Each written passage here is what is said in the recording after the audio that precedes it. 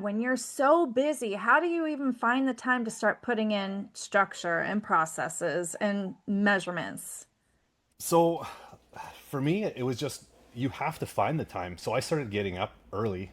I started getting up at 4:30 in the morning, Ah, and working on my business stuff, creating the SOPs, looking at the KPIs, creating spreadsheets, all that kind of fun stuff. The boring stuff, the stuff that people don't like to do, I made right. myself do it. And that was the key. And then, you know what? My business coach, the first thing he told me was, you have 6 locations, shut them all down but one.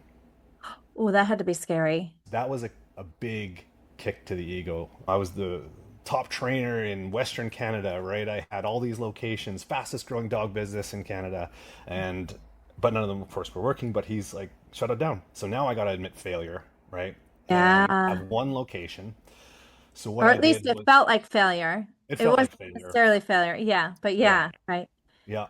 So what I did was I had my original flagship location. I had taken it and I had sold it to the manager that was working there at the time that was helping me. So she Right. got that flagship location as a testing for, I don't know, like a licensing agreement or franchise deal, right? So it was just kind of like, we'll see how this works, whatever. And then I kept the one location in my largest center.